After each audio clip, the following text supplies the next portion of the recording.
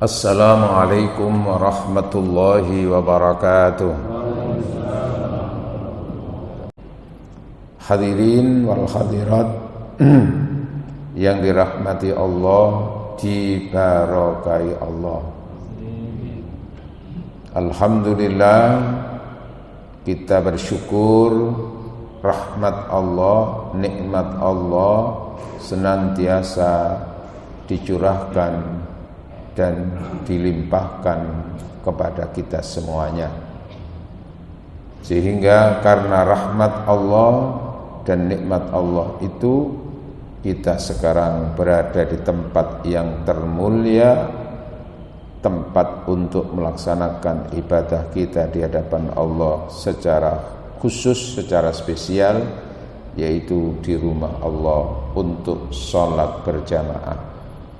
Mudah-mudahan apa yang kita lakukan pagi hari ini melalui sholat ini kita dicatat oleh Allah sebagai hamba-hamba yang bersyukur, hamba yang selamat dunyane, selamat akhirate, sugih dunyane, sugih ganjarane. Amin Allahumma amin. Hadirin, tema yang disuwun, apa disuwun itu? Tema yang diminta oleh jamaah melalui takmir adalah hidup dirahmati Allah melalui Al-Quran. Hidup dipayungi rahmat Allah melalui Al-Quran. Dari kata-kata ini maka di situ tergambar Al-Quran itu sebagai wasilah, sebagai sarana Allah menurunkan, sebagai perantara Allah menurunkan rahmatnya. Jelas nggih? Jamaah yang dirahmati Allah, rahmat itu apa? Makna rahmat itu sangat-sangat luas, seluas alam semesta, seluas berbagai macam makhluk yang ada di alam semesta ini. Di surat Al-A'raf ayat 156 Allah berfirman, nek Rasulullah bersabda. Nek ustad dawuh atau ngendikan atau ceramah. Jadi ada sesuainya. Nek preman siji maneh? Preman iku apa? Nyocot, dicocokno ngono ya. Allah berfirman di surat Al-A'raf ayat 156. A'udzu billahi minasy syaithanir rajim. Wa rahmati wasi'at kulla syai'. فَسَأَكْتُبُهَا لِلَّذِينَ يَتَّقُونَ وَيُؤْتُونَ الزَّكَاةَ وَالَّذِينَ هُمْ بِآيَاتِنَا يُؤْمِنُونَ. Shadaqallahul adzim.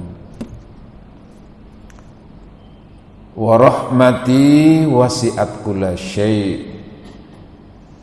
Rahmatku iku wasi'at, menyelimuti, meluasi, melingkupi kulla syai', segala sesuatu. Jadi seluruh makhluk Allah itu dapat rahmati Allah. Cuman lalu di ayat ini dilanjutkan fasa'aktubuha, dan aku menetapkan secara wajib, ya Allah mewajibkan dirinya sendiri, Rahmat itu lilladzina, untuk mereka-mereka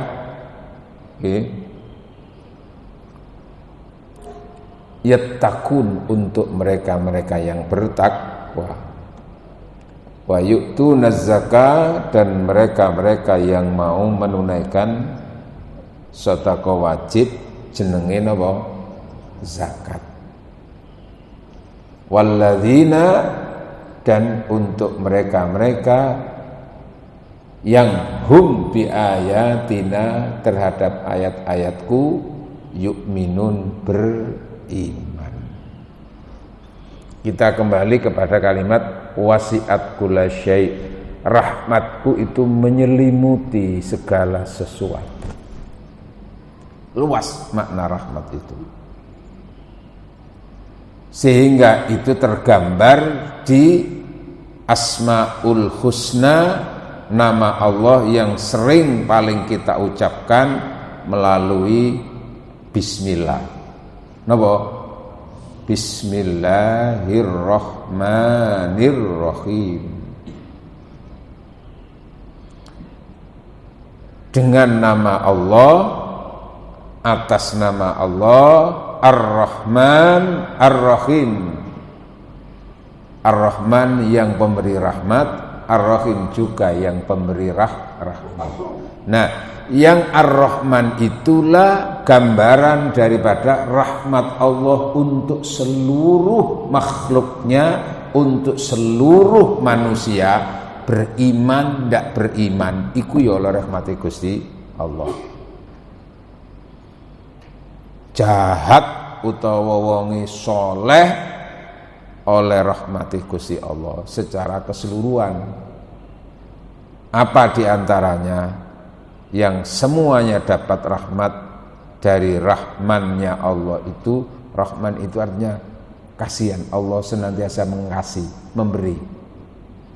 Ya seperti udara yang kita hirup untuk bernafas, oksigen, itu semuanya dapat ya. Beriman tidak beriman, jahat apa wonge soleh wong iso menghirup udara itu, termasuk napa? Alam semesta ini semuanya butuh udara itu.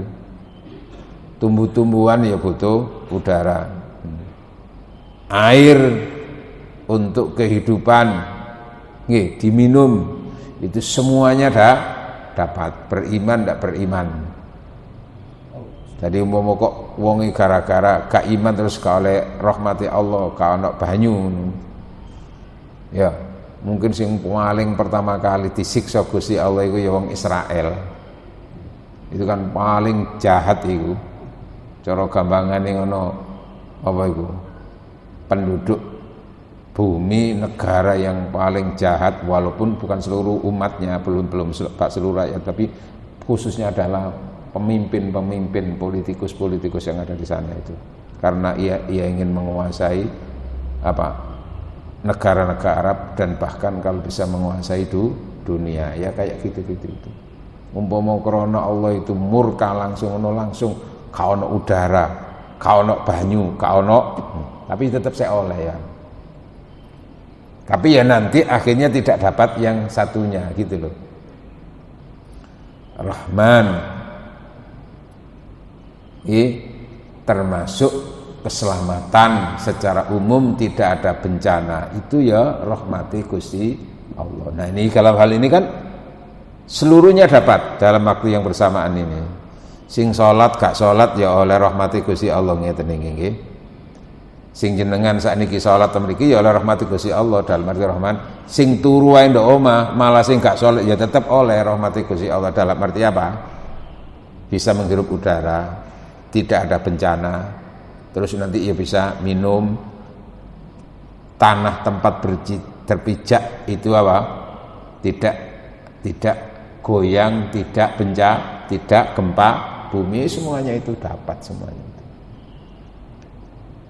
Tetapi lalu fasa'aktubuha, dan aku mewajibkan secara khusus nikmat rahmat yang tidak diberikan kepada orang-orang yang tidak beriman.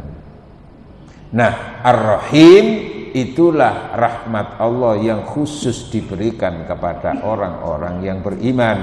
Wa kana bil mu'minina rahima, dan Allah terhadap orang-orang yang beriman itu rahimah. Rahim bukan sekedar mengasihi tapi menyayangi. Nah, maka yang dimaksud dengan hidup dirahmati Allah melalui Al-Quran itu yang lahiriah tadi bisa masuk, tapi yang khusus adalah di sini adalah dirahmati Allah secara batinia. Nggih, ada lahir dan batin. Dalam arti apa ini? Dimuliakan Allah, diridhoi Allah, ditenangkan hatinya oleh Allah, diberi pahala yang melimpah. Termasuk nanti juga berlaku ketika terjadi musibah bencana, ia diselamatkan oleh Allah. Bisa bahasa lain itu ma'unah. Apa ma'unah itu? Pertolongan Allah secara khusus, secara spesifik. Dalam contoh itu, ma'unah itu dalam sebuah kecelakaan, rombongan ini kecelakaan, ada yang meninggal, ada yang patah tulang, tapi lalu ada yang lecet-lecet saja. Itu berarti ketika itu ada ma'unah secara khusus, perlindungan. Atau termasuk hanya dalam hitungan detik, sekian detik, ternyata dia terhambat oleh sesuatu, akhirnya dia tidak celaka. Yang lebih dulu jalan celaka. Aku mau sido numpak pesawat iku mau wis. Aku mau kok akhirnya gak iso numpak pesawat gara-gara apa macet iku mau. Gini betul? Ya itu bisa juga. Jadi bisa saja rahmat Allah datang di balik apa? Di balik apa? Kemangkelan. Gara-gara macet akhirnya gak iso berangkat pesawat. Tiketnya apa? Hangus. Mangkel ngono iku ya. Bareng oleh seperempat jam informasi pesawat itu nyeblok. Maka yang merasakan rahmat tadi macet itu siapa? Yaitu orang yang nggak jadi naik pesawat tadi itu. Ya Allah, apa terusan? Lah monggo aku mau gak kena macet lah wis numpak pesawat mamut aku pisan. Apa cara Surabaya? Mutar temenan iki mau sana. Lho ngono. Bisa ma'unah itu di situ. Jamaah yang dirahmati Allah. Maka yang kita bicarakan rahmat di sini itu adalah yang tidak diberikan kepada keseluruhan manusia, tapi secara khusus, yaitu untuk orang-orang yang beriman.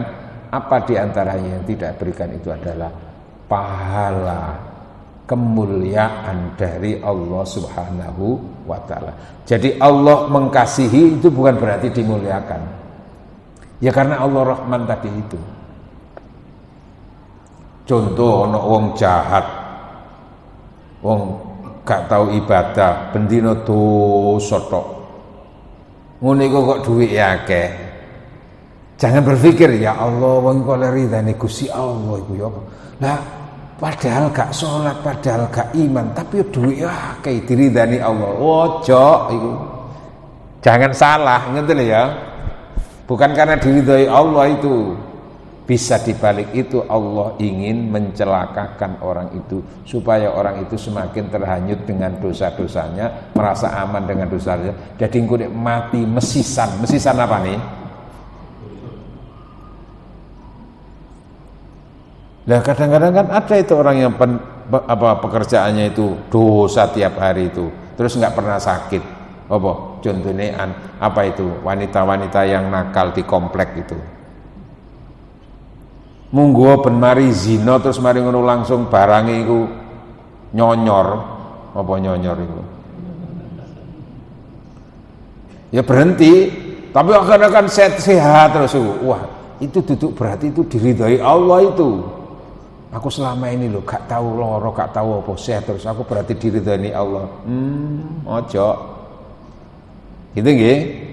Nah, jadi rahmat di sini itu adalah ridhonya Allah, pahala yang agung dari Allah, doanya para malaikat, termasuk ada rahmat dalam arti wong iku ahli swarga.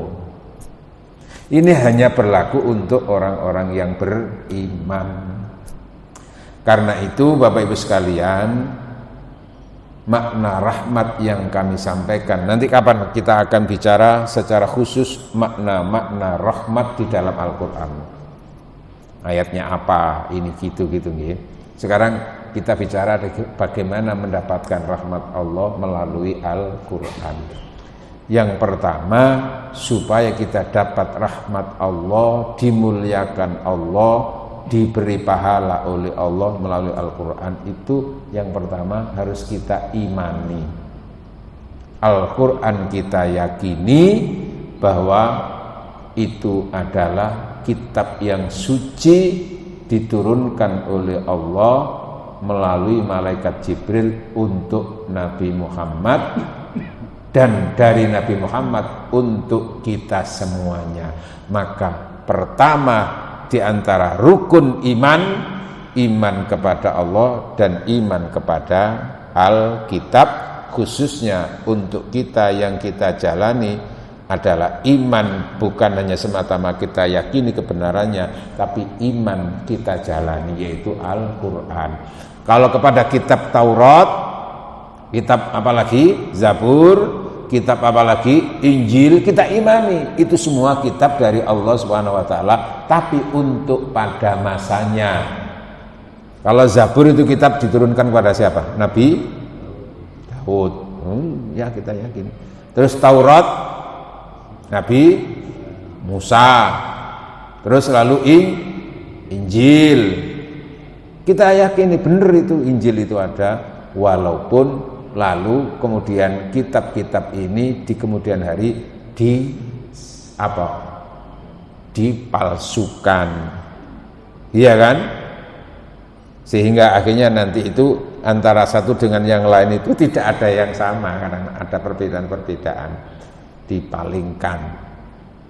Ya kita yakini Injil yang sesungguhnya yang diturunkan kepada Nabi Isa itu benar adanya. Benar adanya. Nah, kita meyakini Al-Quran juga sekaligus itulah kitab yang diturunkan, wahyu yang diturunkan oleh Allah melalui malaikat Jibril untuk Nabi Muhammad dan untuk umatnya, supaya bisa diamalkan dan dipedomani. Nah, jadi yang kita pedomani adalah Al-Quran, bukan kitab-kitab yang kita imani tadi itu, tapi khusus di dalamnya kita imani dan yang kita pedomani, yang kita jadikan bacaan Al-Quran secara rutin. Jadi syarat supaya dapat rahmati Allah yang pertama adalah mengimani.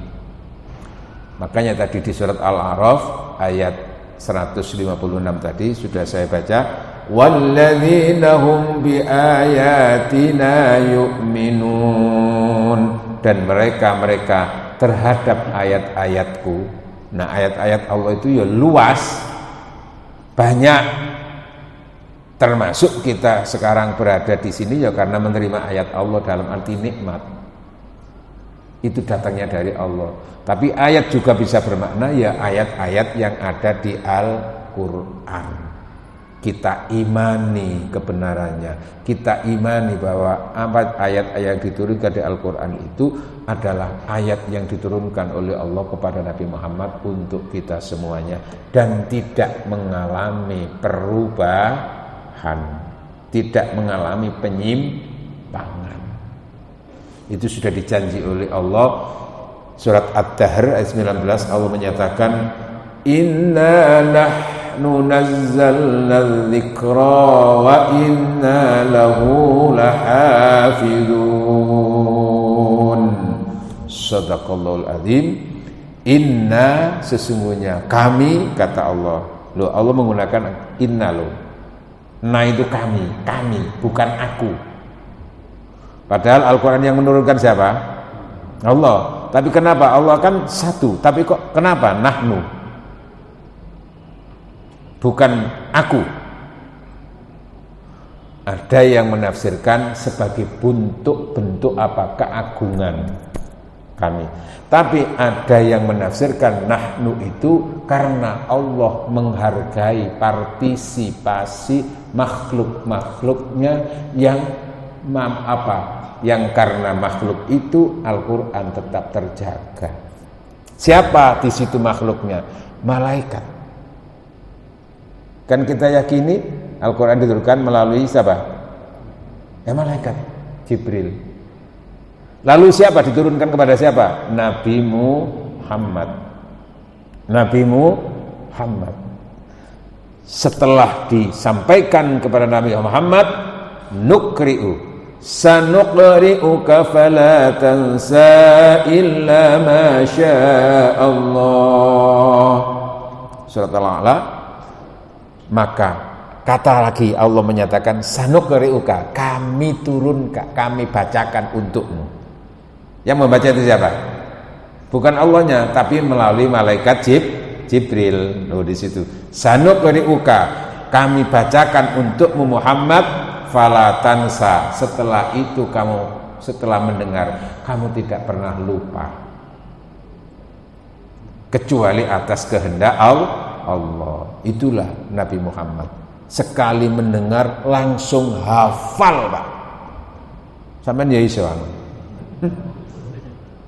Kacek titik kalian.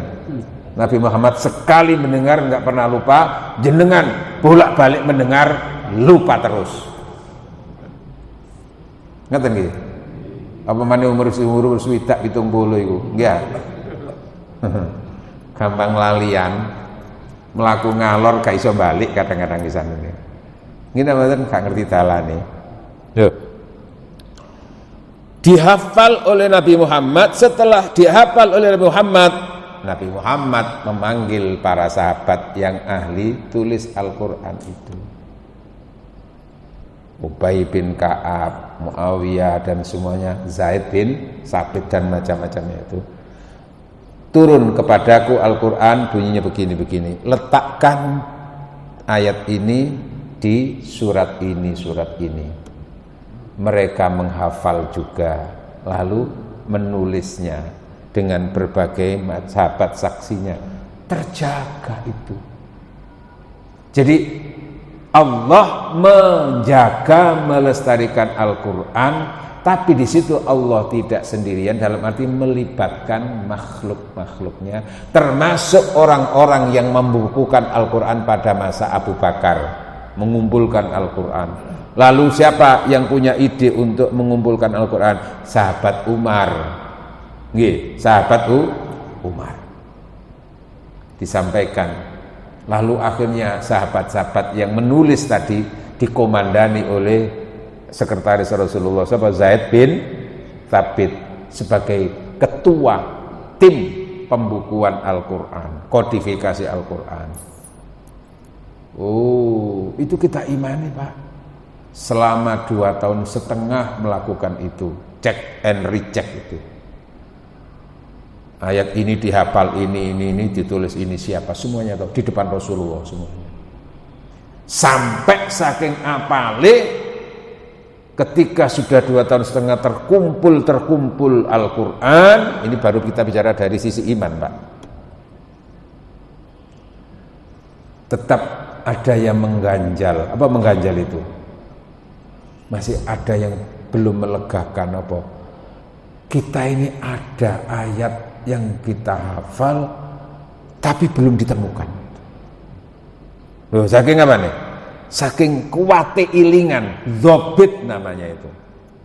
Kuat ingatannya itu, tapi nggak ketemu di situ masihan itu. Dari tumpukan kepingan-kepingan ayat tadi itu yang ada di, kan ditulis zaman Rasulullah kan ditulis di pelepah kurma, di batu, iya kan gitu toh, di kulit dan seterusnya itu. Jadi masuk lembaran-lembaran itu. Gak ketemu. Iya betul, belum ada itu. Baru kemudian dicari lagi itu, dapat 2 hari berikutnya ketemu tulisan itu, ayat itu di rumah salah seorang sahabat, tersimpan di rumah salah seorang sahabat namanya sahabat Khuzaimah. Khuzaimah itu kene kan wedok nggih. Nggih, tapi ndok kono iku lanang. Nggih. Sahabat Khuzaimah. Ini ndok kene Khuzaimah itu yu, aku mau nang omahe yu Khuzaimah. Tapi ki lanang kok malah. Sahabat Khuzaimah. Apa ayat itu? Ada di surat At-Taubah ayat 128. Dan jenengan sering merungokkan itu. A'udzu billahi minasy syaithanir rajim. Laqad ja'akum rasulun min anfusikum azizun 'alaihi ma 'anittum harisun 'alaikum bil mu'minina raufur rahim. Shadaqallahul adzim. Surat At-Taubah ayat 128. Itu sempat kecicir itu. Apa? Tahu itu. Kenapa? Karena sahabat hafal. Dan yang menulis juga tahu, dia yang menulis, tapi kok belum ketemu. Cari. Nah, ketemulah itu menggambarkan apa? Tingkat keaslian dan keterjagaannya Al-Quran itu. Oh, ini gak betul-betul hafal kan, kececer siji kan ya, secara kono karo dulu ya. Tapi ini betul. Itu kita imani tentang apa? Al-Quran itu wahyu dari Allah, dan kita imani Al-Quran yang ada sampai sekarang itu asli sebagaimana, tidak dikurangi, tidak ditambah, sebagaimana yang diturunkan kepada Nabi Muhammad. Kelestarian itu dijamin oleh Allah, tapi dijamin oleh Allah melalui diantaranya malaikat tadi, diantaranya kehafalan-hafalan para sahabat dan tulisan para sahabat, lalu dibukukan dalam sebuah mushaf ketika masa Utsman, lalu ditulis ulang. Ini cara bicara bid'ah, ya bid'ah itu Pak gitu. Tapi bid'ah itu ada dua, ada bid'ah itu yang sayyi'ah, ada bid'ah yang hasanah. Seperti Imam An-Nawawi itu kan memaparkan tentang macam-macam bid'ah tadi itu. Kenapa? Karena nggak ada perintah apapun dari Rasulullah. Maka inisiatif muncul. Kenapa? Karena Al-Quran itu dibaca versi sana kok berubah bunyinya ini bini. Maka harus ada tata aturan, kaidah-kaidah penulisan Al-Quran. Maka istilah ada Rasmul Quran, penyalinan Al-Quran, mengkopi, mentulis ulang Al-Quran. Waktu itu ya belum ada titik komanya Pak. Jadi ta, sa, ba itu enggak ada titiknya. Tapi mereka hafal, walaupun enggak dikasih titik-titik, ya iso-iso. Termasuk waktu itu belum ada A-I-U-nya itu. Betul itu Pak. Baru kemudian periode setelah Sayyidina Ali, lalu berikutnya pun Muawiyah, itu baru ada proses apa, ngasih tanda A-I-U-nya itu. Terutama yang disepakati ulama adalah salah seorang apa, sahabat, salah seorang tabi'in namanya Abul Aswad Ad-Du'ali, itu yang ahli nahwu soroh, memberikan tanda baca i'rabnya A-I-U-nya itu. Subhanallah. Lalu dikirim ke berbagai, tapi waktu pada masa Utsman itu belum dikirim Pak, dikopi menjadi 6 lalu dikirim ke berbagai wilayah umat Islam menjadi pedoman dalam penulisan Al-Quran itu. Tapi semuanya itu dari Rasulullah. Dalam arti apanya itu? Yang ditulis itu loh, ada ayat-ayat yang dari Rasulullah itu. Lah ini otentik, bukti keotentisan Al-Quran. Keotentikan Al-Quran itu dijaga, dijamin oleh Allah. Nahnu nazzalna dzikra wa inna lahu lahafidun. Maka kita tidak perlu untuk terombang-ambing dengan kata-kata. Allah itu kan sudah menentukan sunnatullah, segala sesuatu itu mesti mengalami perubahan. Ini kan ada yang begitu. Segala sesuatu mesti mengalami perubahan. Maka tidak dimungkinkan juga nanti Al-Quran yang sudah diturunkan sejak dulu karena perkembangan zaman lalu mengalami apa? Perubahan. Sudah wajar itu. Ada yang begitu, Pak. Namun itu iya ya, segala sesuatu kan berubah. Nah, kita kan meyakini bahwa segala sesuatu berubah juga, itu juga petunjuk dari Allah. Iya, ada sesuatu yang segala sesuatu bisa berubah, tapi ada segala sesuatu yang tetap terjaga dan lestari. Salah satunya Al-Quran dijamin oleh Allah. Sebagaimana sesuatu tidak berubah sampai sekarang, kita yang kita terima itu mulai dulu sampai sekarang orang itu hidupnya itu dengan menghirup oksigen, menghirup udara. Tidak pernah berubah. Wah, karena perkembangan zaman sekarang orang hidup itu menghirup air, jadi ikan. Nah itu loh lestari sampai sekarang nggak berubah, betul? Sampai sekarang sudah dijaga oleh Allah. Matahari tidak pernah berubah untuk munculnya, betul? Pernah berubah dari selatan. Termasuk yang dikhususkan oleh Allah tidak mengalami perubahan itu adalah Al-Quran. Karena dihafal, maka ada 1-2 kalimat yang diselewengkan, dikurangi, pasti akan dikoreksi, pasti ada yang tahu. Karena itu kan ada pihak-pihak tertentu yang ingin menghancurkan Islam itu lalu menyusun Al-Quran dengan kalimat-kalimat yang dirubah. Pasti tahu loh. Beda kalau kitab yang lain gitu loh, karena tidak dijamin oleh Allah, karena sudah dirubah-rubah. Akhirnya ya antara satu dengan yang lain itu gak ono sing ngapal kitabe iku. Itu salah satu mukjizat Al-Quran, dihafal, bisa dihafal. Lanjenengan itu termasuk orang yang hafal, walaupun gak semuanya. Ada yang hafalnya ya Fatihah, ada hafalnya kulhu, ada yang hafalnya itu inna a'toi. Nah, sing akeh ya iku nggih. Apa? Langganan. Pun. Lalu bagaimana setelah kita mengimani supaya dapat rahmati Allah, dimuliakan oleh Allah, kita mencoba Al-Quran sebagai bacaan wajib kita. Wajib, ada yang wajib harus dibaca, kalau tidak ya nggak bisa, yaitu di dalam sholat itu mesti harus baca Quran. Di Quran sendiri nanti apa yang wajib itu diantaranya yang diantaranya di ahli fikih itu salah satu yang wajib dibaca rukun itu adalah Fatihah. Walaupun nanti bagi imam dan makmum ada perbedaan itu pendapat, tapi wajib ada di dalam, itu wajib. Nanti baru kemudian Al-Quran kita baca yang bersifat sunnah di luar sholat, menjadi bacaan rutin. Nah Allah kan perintah Iqra, bacalah, walaupun artinya Iqra tidak selamanya bacalah tulisan, tapi itu sudah termasuk bagaimana kita baca supaya kita mendapatkan pahala yang luar biasa dan kita mendapatkan kemuliaan dari Al-Quran. Itu diantaranya kita baca secara rutin. Innal ladzina yatluna kitaballahi wa aqamus salata wa anfaqu mimma razaqnahum sirran wa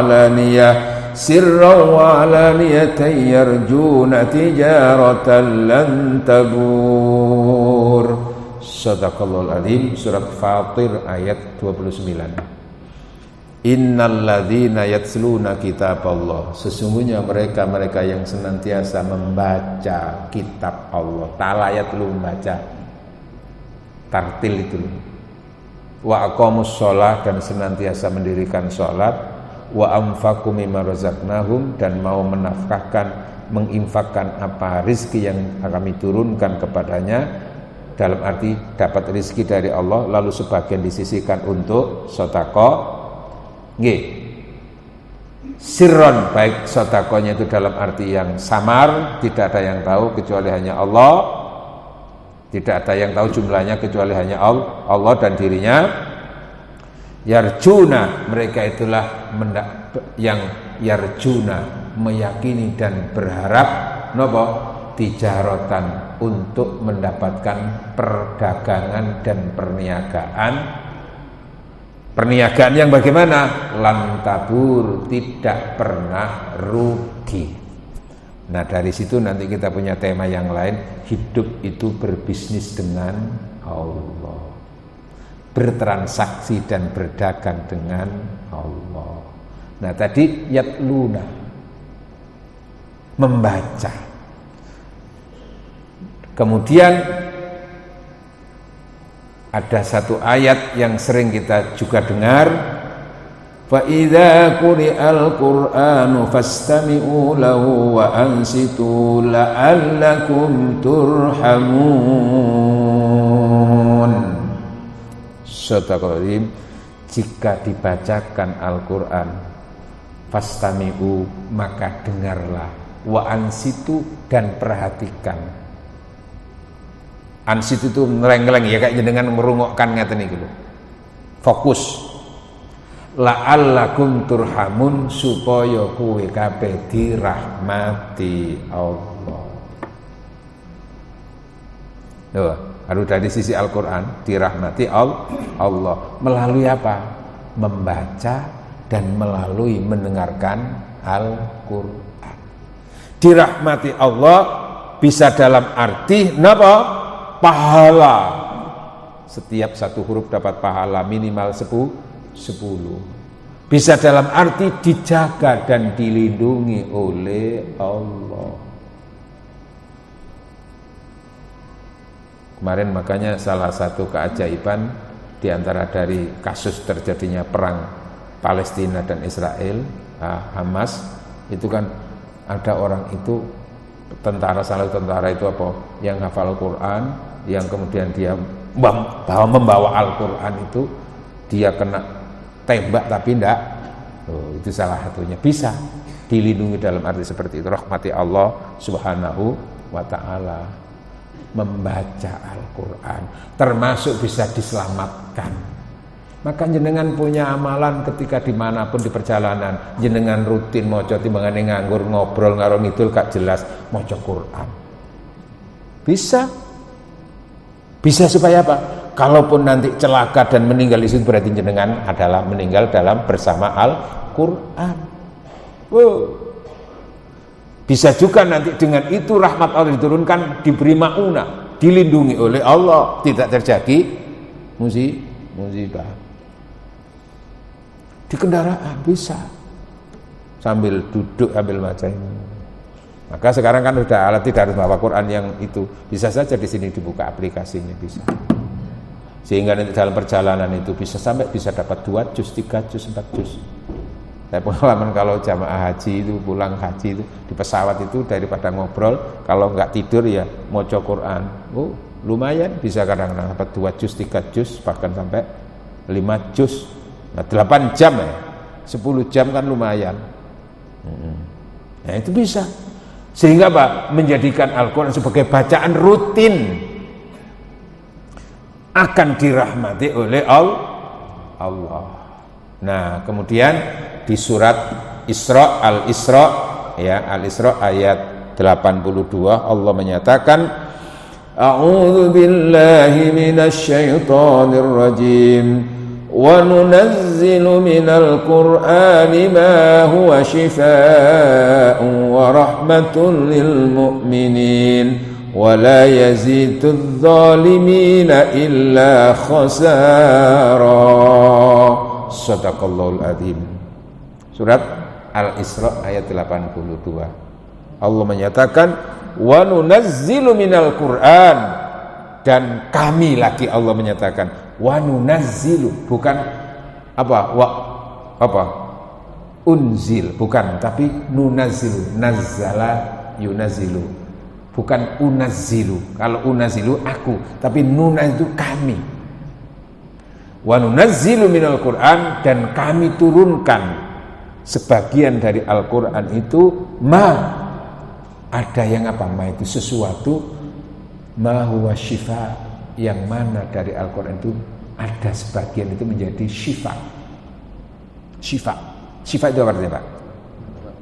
Obat. Obat bagaimana? Bisa obat dalam arti apa? Obati hati supaya tetap terjaga. Obat dari kesusahan, orang itu susah, bagaimana supaya dia bisa tenang, diantaranya membaca Al-Quran, merenungkan makna-makna Al-Quran, kan gitu toh. Warahmatan, dan Al-Quran sebagai rahmat. Disinilah payung apa? Hidup dirahmati Allah melalui Al-Quran. Hidup dijaga, disehatkan oleh Allah melalui Al-Quran. Nah, syifa tadi ya bisa dalam arti apa? Obatnya hati tadi itu diantaranya adalah dapat hidayah dari Allah. Bisa juga nanti itu ketika panjenengan itu secara fisik itu ada sakit, tapi memohon kepada Allah melalui membaca ayat tertentu, bisa saja Allah mendatangkan kesembuhan. Bisa, Pak. Saya itu punya ijazah, Pak, dari kiai saya.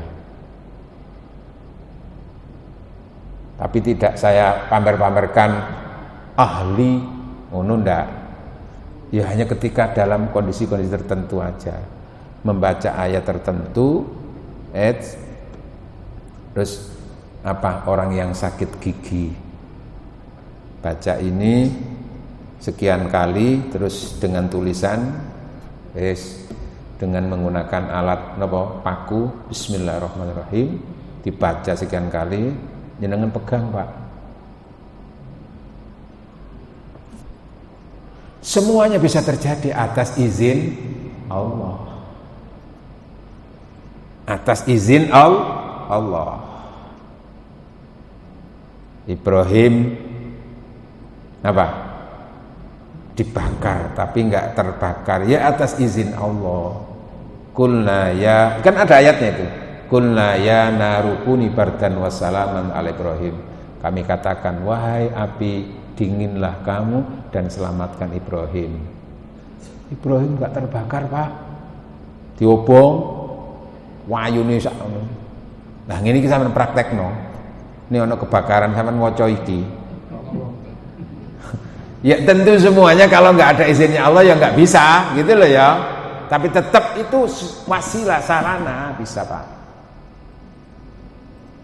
1 tahun yang lalu itu anak saya habis renang itu, terus gerukung, nangis tiba-tiba karena mungkin masuk angin nih, sakit itu. Tak carikan obat secara medis itu, carikan obat. Saya berkacak ke apotek biasa sembuh. Kok gak sembuh-sembuh, tetap nangis saya. Baru saya ingat ijazah tadi itu, subhanallah. Udah, ini baca. Gimana?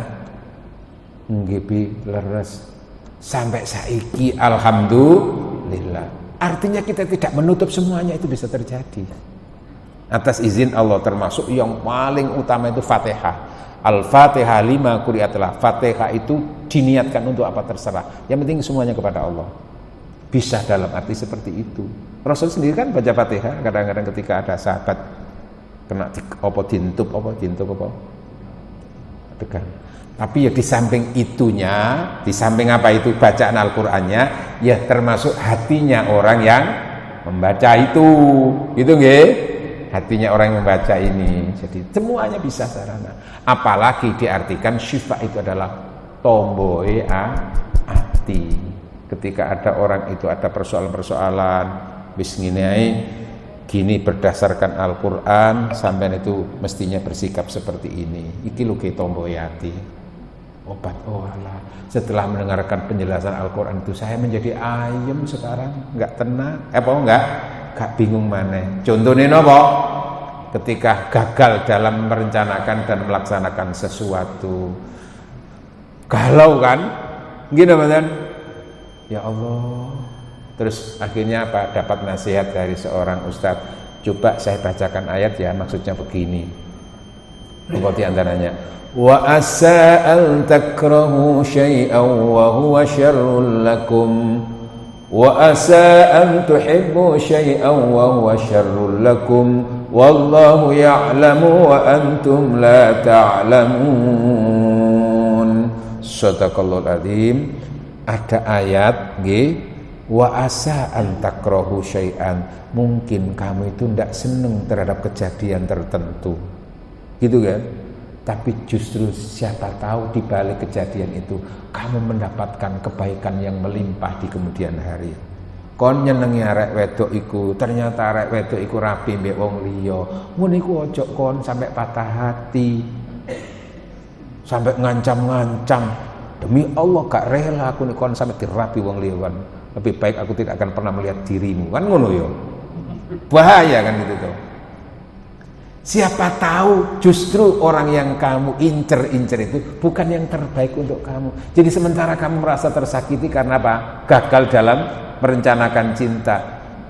Jangan putus asa. Siapa tahu justru kamu akan bertemu dengan orang yang tidak kamu rencanakan yang lebih baik, dan di situ surganya hidup kamu. Oh iya ya. Temen Kak, oleh telung wulan krungu tibake apa? Bojo sing rabi iku wis pecerai. Apa? Gak kuat karo arek wedok iku, ngono apa? Apane?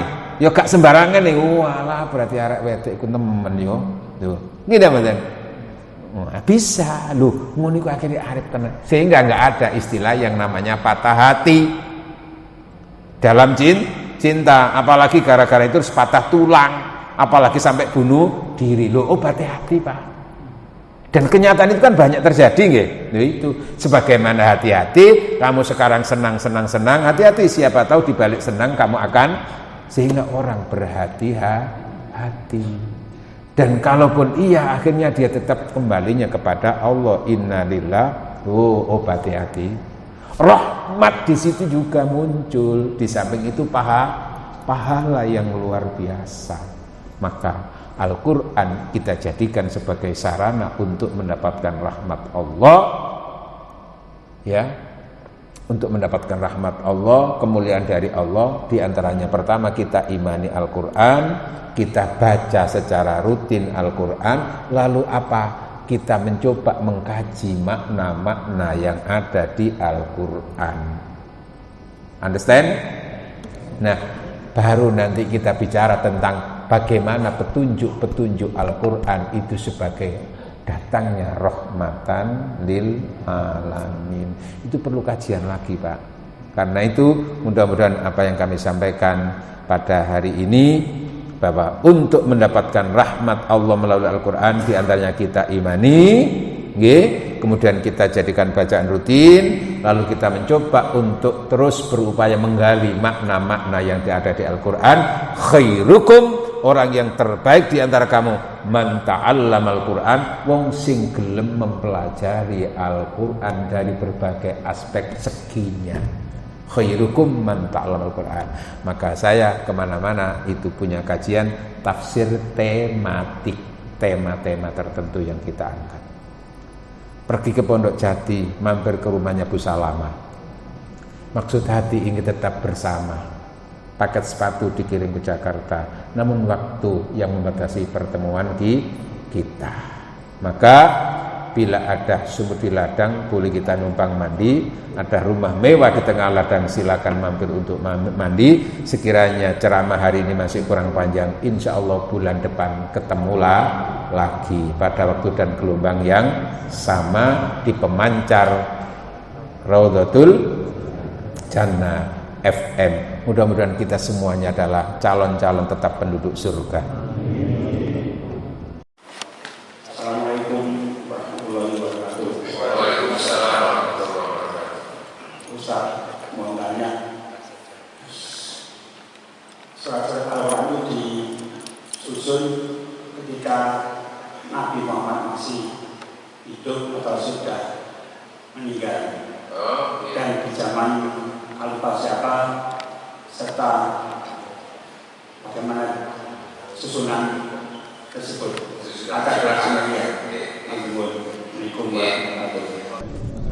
Hadirin yang dirahmati Allah, melalui pertanyaan Pak Wicaksono nggih. Wicaksono niku nek cara bahasa Indonesia bijaksana orangnya. Insya Allah termasuk bijaksana dalam cinta nggih. Istrinya nderek nggih. ya bijaksana dan bijaksini gitu ya. Jadi gitu. Pada masa Al-Quran diturunkan pada zaman Nabi, itu perintahnya Rasul adalah sahabat-sahabat dibacakan itu ayat itu oleh Rasulullah, lalu dihafal, tulis ya ayat yang tadi itu di surat ini, letakkan. Jadi ayat itu kan memang turunnya kan tidak langsung Al-Baqarah selesai, enggak, berpencar-pencar waktunya itu. Cuman Rasul ini nanti letakkan di surat ini ya. Nah, apalagi nyapa tesan itu. Mungkin footnote mungkin kita nggak bicara tentang tekniknya itu. Ditulis sahabat yang memang ahli nulis. Rasul kan sendiri kan tidak bisa baca tulis, tapi dia kelebihannya adalah mendengar langsung hafal gitu loh gue. Yang jenengan apa? Mendengar langsung hilang. Tulis sampai 22 tahun itu. Selama sampai turun itu. Tapi tempatnya masih di berbagai tempat di mana Rasul ada waktu itu. Di rumah sahabat ini, di rumah istrinya, terus ditulisnya ada di kayu, ada di pelepah kurma, ada yang pokoknya gitu tulisannya. Masih manual lah waktu itu, sangat-sangat manual gitu, sederhana gitu. Sampai Rasulullah dalam berdakwah selama 22 tahun tadi itu diakhiri dengan apa? Al-yauma akmaltu lakum dinakum wa atmamtu alaikum. Artinya setelah itu sudah tidak turun lagi Al-Quran. Nah, itu Rasul hanya perintah seperti itu, Pak. Tulis di ayat ini, ayat ini, ayat ini, terus suratnya juga dari Rasulullah nama-namanya itu. Udah. Terus dihafal oleh sahabat. Belum ada perintah menyusun seperti itu, belum. Pokoknya tulis. Sampai 6.000 lebih itu kan ayatnya itu. Sehingga nanti itu di samping hafal sahabat, terutama yang menulis, lalu apa? Tapi tempatnya masih berserakan di berbagai tempat. Setelah Rasulullah wafat, kemudian pada masa Abu Bakar terjadi perang namanya Yamamah, memerangi orang-orang murtad termasuk Musailamah Al-Kadzab yang mengaku jadi nabi karena ia memproklamirkan dirinya dapat wahyu dari Tuhan, diantaranya dapat surat Al-Fil katanya untuk menyamai Al-Quran. Kapan-kapan kita bicara tentang kemukjizatan Al-Quran, Pak. Apa? Al-filu mal-fil, al-fil hayawanun khurtumu tawil wa dhailuhu qasir. Ngono. Gajah, tahukah gajah? Gajah adalah binatang yang tubuhnya besar, lalu belalainya panjang, tapi buntutnya pendek. Ya, kayak nyanyian dari sini. Tapi ngono ku jangkep dari wahyu. Perang ini mereka gak mau bakar zakat. Dalam peperangan itu 70 sahabat yang hafal Quran meninggal karena rata-rata sahabat hafal waktu itu. Meninggal. Lalu Umar itu mikir. Nah, itu sudah dijamin oleh Rasulullah. Innallaha wada'uddin. Allah itu meletakkan agama itu ada di akalnya. Di kecerdasannya siapa? Umar. Mikir. Wah, iki lan saiki iki sing hafal 70. Lah nanti generasi berikutnya nanti gimana yang belum belajar Al-Quran itu, sementara Al-Quran masih berserakan di berbagai tempat. Baru muncul ide bagaimana Al-Quran yang masih berbagai tempat tadi itu harus terjaga, terlindungi, jangan sampai tercampur dengan syair, jangan sampai tercampur dengan hadis. Itu harus mumpung seakeh sing hafal. Baru itu usul disampaikan kepada Abu Bakar. Pertama ketika itu Abu Bakar nolak, enggak, karena enggak ada perintah apapun dari Rasulullah tentang itu. Tapi Umar memberikan alasan, logikanya.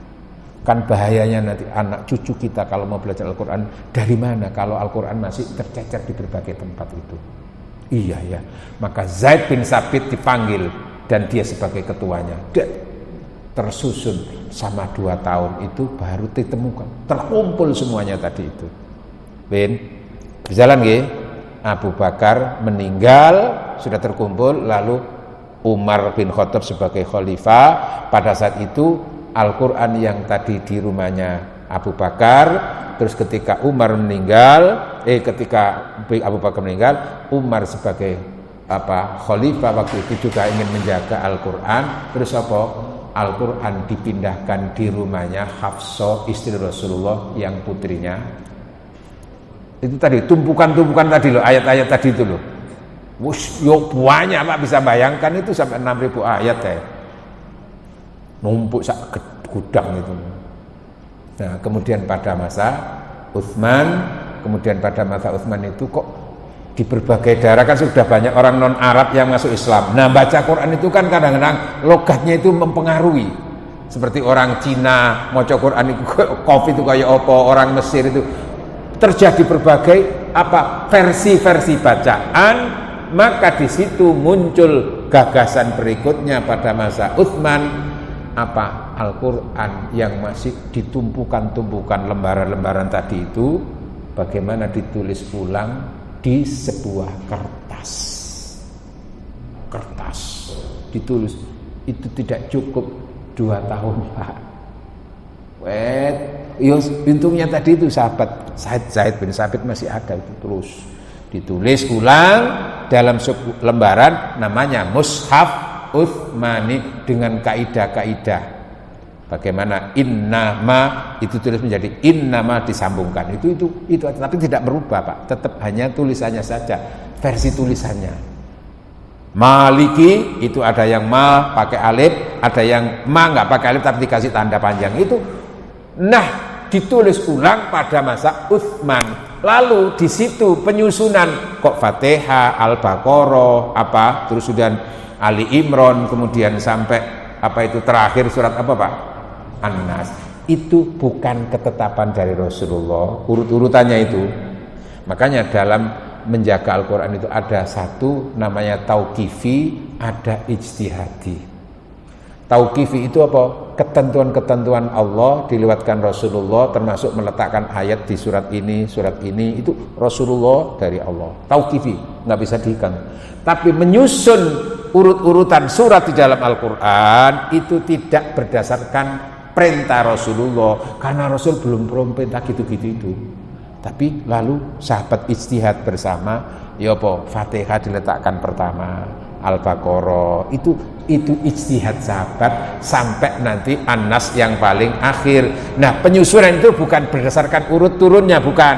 Kalau urut turunnya mestinya Iqra dulu kan, berbeda Al-Mudaththir. Enggak, itu ijtihad Pak. Baru setelah itu udah menjadi, belum ada juz-juzannya waktu itu Pak. Pokoknya ditulis lengkap menjadi Mushaf Utsmani, disalin untuk dikirim ke berbagai pimpinan wilayah di sana, menjadi pedoman di sana. Tapi belum ada titik-titiknya, belum ada harapan. Berikutnya pada masa Sayyidina Ali ditambah tadi itu, diperintahkan supaya ngasih titik. Berikutnya pada masa Muawiyah, berikutnya kan nggak lama karena banyak perang barang itu. Akhirnya itu pada masa Muawiyah bin Yazid, Yazid bin Muawiyah itu lalu ada salah seorang panglima yang diserahi untuk bagaimana memerintahkan salah seorang ahli nahwu sorof, diantaranya adalah Abul Aswad Ad-Du'ali untuk menyempurnakan tadi itu, menyempurnakan tulisan titik komanya, titik-titiknya, kemudian harokatnya itu. Jadi prosesnya seperti itu Pak. Jadi di dalam penyusunan Al-Quran itu ada yang bersifat tauqifi, ada yang bersifat ijtihadi. Tauqifi itu ketentuan-ketentuan ketetapan dari Rasulullah, Allah kepada Rasul, nama, pemberian nama surat, kemudian meletakkan ayat di surat ini, jumlahnya ayat di surat Al-Baqarah berapa, surat itu ketentuan dari Allah. Tapi lalu menyusun urut-urutan surat tadi itu, termasuk ada juz-juz barang itu Pak, itu semuanya perkembangan berikutnya Pak. Ngoten Pak nggih? Oke, nanti kapan-kapan kita perlu tetap untuk mengkaji Al-Quran dari berbagai aspeknya. Selama kita mau mengkaji Al-Quran, maka insya Allah kita senantiasa mendapatkan rahmat dari Allah Subhanahu wa Ta'ala. Mudah-mudahan manfaat. Subhanakallahumma wa bihamdika asyhadu an la ilaha illa anta astaghfiruka wa atubu ilaik. Wassalamualaikum warahmatullahi wabarakatuh.